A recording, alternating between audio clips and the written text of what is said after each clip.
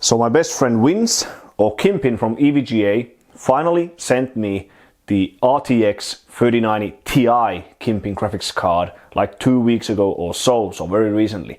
But as I've been very busy with other things, especially with the Corsair DDR5 overclocking competition, I haven't had the chance to cover this graphics card with you guys on my channel sooner.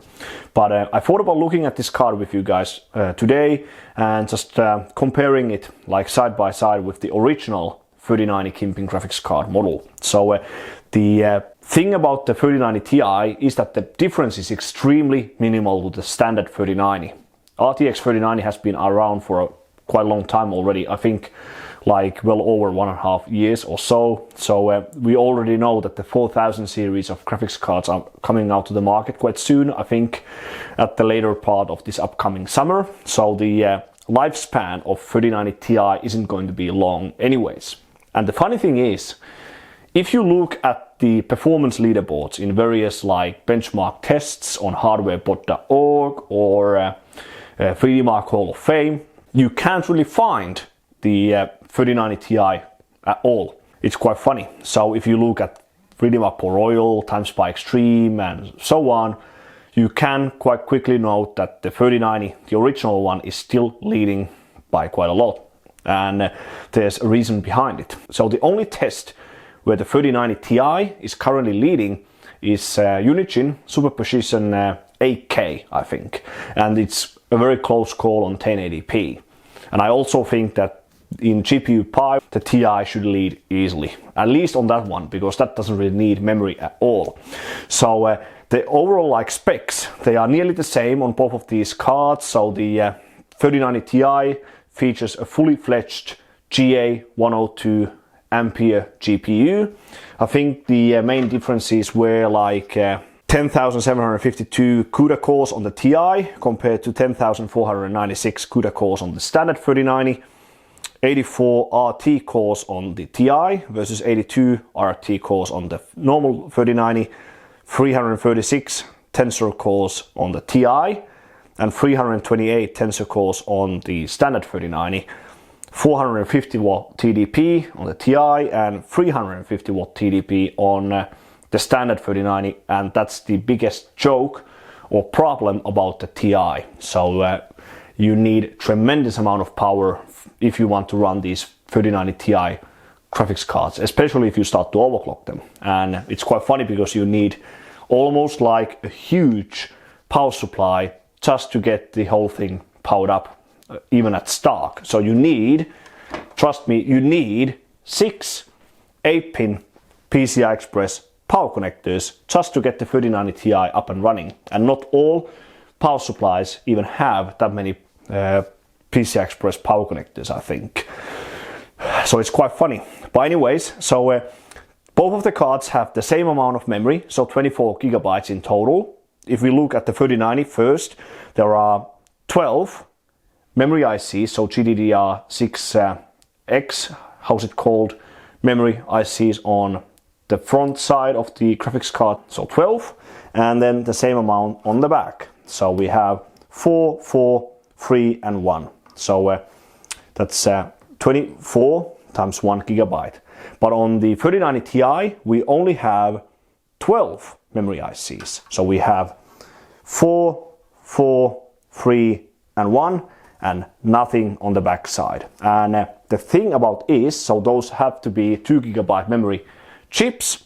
Once you go very cold on LN2, the memory clocks start to drop tremendously. So the memory clocks, they really get hurt by the cold temperatures of the LN2 container on the GPU. If you compare the 3090 Ti and the standard 3090 on air or water cooling, so if you just take both of the cards out of their packaging, put them side by side on air or water cooling and run them somewhere around 2200 megahertz on the core, the 3090 Ti is clearly faster. But the situation goes very different once you go very cold on the GPU. So as the memory of the 3090 Ti is getting so hurt by the cold temperatures, it really starts to drop behind the standard 3090 on LN2, and that's the very reason why the standard 3090 is leading clearly in tests like Pro Royal, times by extreme and so on. If you look at the Pole Royal, for example, single card, top score is by Bizo from South Korea at 20,000 points at almost 2900 MHz on the core and with very nice memory overclock. So that was pretty much the difference of 100 MHz and the difference of Z690 platform compared to my run at somewhere around like 2800 MHz or 2790 on the Z490 platform with 10900K. So once the Z690 came out, it clearly had a nice performance boost in 3D Mark Pole Royal, and 100 MHz clock difference on the core definitely gives a very nice performance boost in that specific test. The same thing in times by extreme as well. So you have in the single card category, you have in the top score, you have Bizo, OGS and me. If you look at the two-way SLI results, it's the rank 1 score is our score, so what I made with Jokot back in October of last year, and then Bizo, and I think it's OGS or someone else. I don't know who's the rank 3rd, but anyway, so you cannot really find, or you cannot really see 3090 Ti leading the top scores. So the only chance at the moment is on Unigine superposition. I think Ralph from Sweden took the 8K record, and I think Bizo is still leading the 1080p, but it's a very close call on both of those tests. In GPU Pi 1 billion, I think the 3090 Ti should lead easily because that test doesn't require memory clock speed at all. So you can get the top score by just leaving the memory at auto pretty much. So that's the like the only thing I would expect the Ti to be leading like instantly, but even on GPU Pi 1 billion or 32 billion, how's it called, on both of those tests, standard 3090 is still leading the leaderboards, which is quite funny. But anyways, so if we look at the two cards side by side, they look pretty much the same. Only the power delivery system has been beefed up on the Ti, so especially this side of the graphics card is clearly stronger and more heavily built than the standard 3090. I think this side of the card is pretty much the same, but we could go like through the features of the 3090 Ti in like close look and just go through them, and then I will just say a few things, and then we could see how it looks like once it's installed on my system. The accessory kit is pretty much the same, so we have the same OLED display for even for the 3090 Ti. I didn't get a separate OLED display for the card. This is the very same one I've been using on this one, so you can use the very same OLED display and just update the firmware of this thing, and you can use it just fine with the Ti.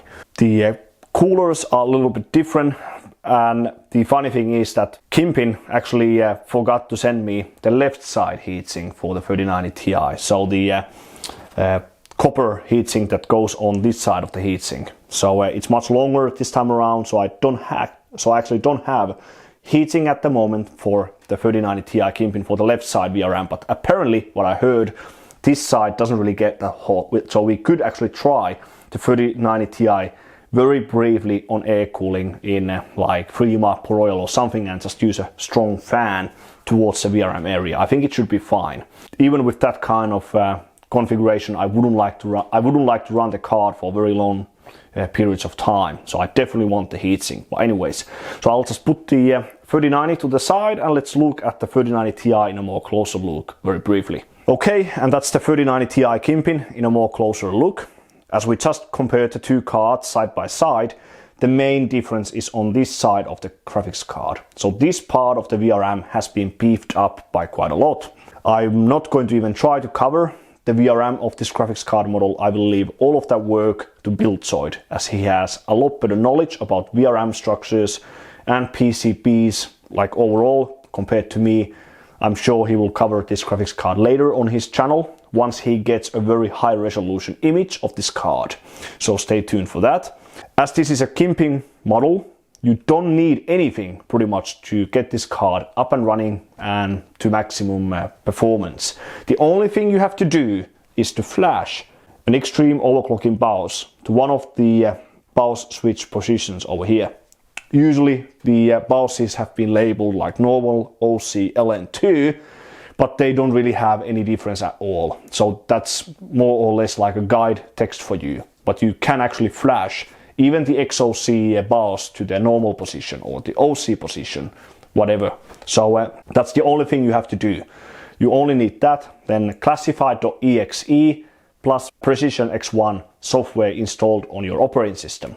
So you don't need anything, you don't need any soldering whatsoever.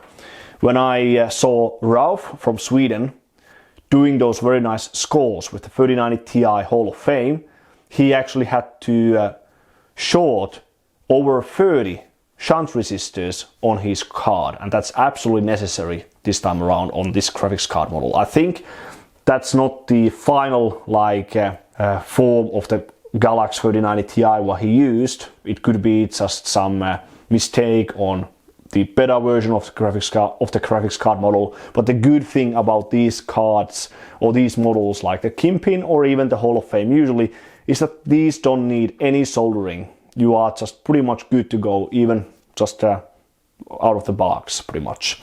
But let's look at the features pretty quickly about this card. So let's go to this side of the card. So we still have an EVGA connector present at the edge of the PCB. It's absolutely unnecessary nowadays, I think. EVGA is very clumsy compared to classified.exe and Precision X1. If you shut down the machine, the EVGA usually loses its setting, so it goes back to default, and setting all of the different settings is very slow compared to software, so that's why we don't really need the EVGA nowadays for overclocking. And EVGA is very rare and expensive. It hasn't been produced for like 10 years or so. I do have one, but I haven't used it at all for these newer graphics card models. I don't know what this thing is doing. This could be an RGB header or something like this. Here's one 4-pin fan header, and you can control this fan header, so the fan speed, using Precision X1. So you can plug whatever fan you wish to use onto this port. And then we have the two 16-pin PCI Express power connectors. I think that's a new like ATX standard, but you need 3 standard 8-pin PCI Express power connectors per 16-pin connector. So as there are 2, we need 6 8-pin PCI Express power connectors just to get this card up and running, and that's very enormous if you ask me. Not all power supplies even have that many PCI Express power connectors.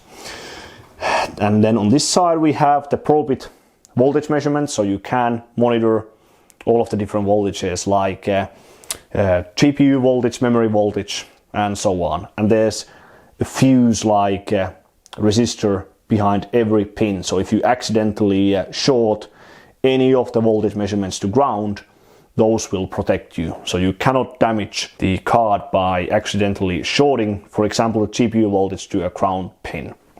So that's quite good if you ask me. And there's the BIOS switch. So the card has 3 BIOSes. Should be left, middle and right. And on this side, nothing very important. So we have a few dip switches over here. Those were present already on the 3090 and I think also on 2080 Ti Kingpin. I never used them. They are just there to increase the voltage by a tiny bit if you cannot get enough for using the software. So we have a low line calibration 1 dip switch and then 2 dip switches for memory and GPU voltage. I think it could be like if you knock the first switch, you will get 25 millivolt bump on the voltage, and if you enable both of the dip switches on one of these, you should get like 50 millivolt bump on the voltage, but I'm not fully sure about it, but I think it was something like that. And here we have the OLED display connector. So this is the very same OLED display from standard 3090. I will get it hooked up over there and just update the firmware of this device, and I can use it with the 3090 Ti Kingpin. I think those are some of the connectors for the cooling heatsink and so on, but not sure. And I cannot wait to watch Bill Zoid's video about this thing when he covers this massive bank of different capacitors on the backside of the card. So I will definitely stay tuned for it. And the rear I/O shield is the same as on the 3090. I didn't actually receive this with this card. I took this from the standard 3090. It works just fine. The rear I/O is pretty much the same. So we have 3 display ports and 1 HDMI. Pretty standard. No DVI connector for many years now already. And now the main difference is actually on the heatsinks. The left side heatsink is still a copper heatsink, just like on the 3090, just a bit longer, and that's the one I'm missing at the moment, so I cannot use, or I don't have any heatsink for the left side VRM. I think we can still try it, the card, very briefly on air cooling. So if I just use a very strong fan towards this part of the VRM, as I already heard that part of the VRM doesn't really get the hot. I think it should be fine to try it on just on air cooling. The right side heatsink, which is the main heatsink, it's now aluminium instead of copper. So it's actually an aluminium heatsink, and I think they fixed the issues what we had on the VRM heatsink. So now we have thermal pad for the inductors as well, and I think they are using a thicker thermal pad for the MOSFETs. On the standard 3090, the issue was that if you removed the heatsink even once, you actually bent the standard thermal pad that was attached to the MOSFETs. So the thermal pad became too thin, and so there was an air gap between the heatsink and the MOSFETs, and that's how my original 3090, which you just saw, died. So I actually burned some of the MOSFETs over here, and I had to send the card back to EVGA to Taiwan, and they replaced a few MOSFETs, and the card got back up and running. But it's good thing about these card models, there are many safety mechanisms already at the hardware level. So if some of the MOSFETs actually die, they don't always take something with them, like GPU or a memory IC or something like this. And now they don't use, as I already said, they use thermal pad for the inductors, so we don't have that like thermal gap filler or the putty between the heatsinks and the inductors, so it's a very good thing. Thermal pad is always a lot more idiot-proof design than thermal putty, trust me. So I will just get this heatsink attached to this side of the card. The fan is pretty much the same as on the standard 3090, and I think we should be good to go. The cooler is exactly the same, so a 360 AIO on the GPU. Here's the cooling plate for the memory ICs. So now there are memory ICs only on the front side of the card, so we don't need active like cooling on the back side chips, as there are none like on the standard 3090. The AIO block will cool both the GPU as well as the memory heatsink plate at the same time, so there will be a bit of thermal compound that goes between the AIO water cooling block and this cooling plate for the memory ICs.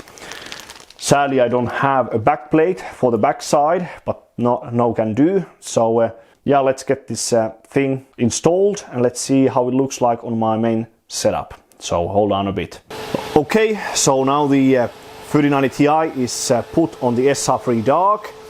So using the SR3 Dark as well as the 28 core Xeon this time around, and strong fan towards the naked MOSFETs. I want to be sure, but even with this kind of setup, I'm not sure if it's safe to start really like pushing the card on AIO. And LN2 switch at the moment. So and I just updated the firmware, so it's cycling between GPU and some power measurement thingy. But apparently it seems that there's no temperature measurement on this side of the VRMs according to the ICX marking, sadly. So let's try to run something like Port Royal and see what happens. Okay, so just running 3D Mark Port Royal. The FPS numbers aren't like too shattering, so 110 FPS was the highest figure on the landing scene or when filmed from above. So as this is SR3 Dark, this doesn't support PCI Express Gen 4. Obviously there's no big difference between Gen 3 and Gen 4, but at least in theory it's faster. But what we saw with like earlier runs, AMD Ryzen couldn't beat 10900K even though it supported Gen 4, and 10900K was only Gen 3, and that was with the RTX 3090 non-TI. And also I'm only running 4 sticks of memory, so not even all of the 6 channels are being used, and the CPU is just running at stock with quite well basic cooling. So the number would be much higher if I had all of the channels being used and with like 4.9 GHz or 5 GHz overclock. But that's pretty much it. So now we can. So it seems to be running fine. The that part of the VRM is at 42 degrees Celsius, like 35-40. So definitely not bad considering it's just. So I can definitely touch the MOSFETs. So the higher side is definitely warmer than the lower side, and actually it feels like that the inductor, the inductor is definitely like it feels hotter than the MOSFET itself. So that's quite weird because the inductors, they have more mass and they are larger, so they should be able to dissipate heat a lot better. So now here we have a score 14,724. My previous run was like 14,869, something like this. So it's definitely faster than a stock 3090 with this setup, but not anything like clearly faster, or like this is definitely not like a world-shattering performance. So it would be absolutely unnecessary to upgrade from a current like 3090 or 3080 Ti to the RTX 3090 Ti. The possible gain is extremely minimal. And actually, do we have? I think the this side of the VRM was only like 29 degrees Celsius, and the power 4 was 40. So the no damn idea like what the power 4 where it's coming from, but it's definitely not under that large aluminum heatsink that's on the larger VRM area. But there's no like clear power reading mentioned over here. So I think I can push the card or even try to overclock it, even like in this way, without a proper heatsink on the left side VRMs, but I still need to be very careful. So that's pretty much it. So this is the first impressions of the RTX 3090 Ti. So we can also change the monitoring thing we want to read with that OLED display. So if you go over here, OLED dialog, you can choose what you want to monitor. So we have selected monitoring, normal orientation, GPU temperature. There's GPU die temp, but that's not necessary for LN2. So we can put, for example, like power temp for the warmest power temp measurement what we had. So now if we changed, we will have GPU 34 degrees Celsius and VRM 427 roughly. So that's pretty much it. So the next clip will be about overclocking the 3090 Ti on ambient cooling, like seeing how far we can go. So stay tuned for that. And yeah, thanks for watching this first clip or first footage about the RTX 3090 Ti KINGPIN, best graphics card on the planet. Thanks for watching one of my videos once again, and I will see you on the next one.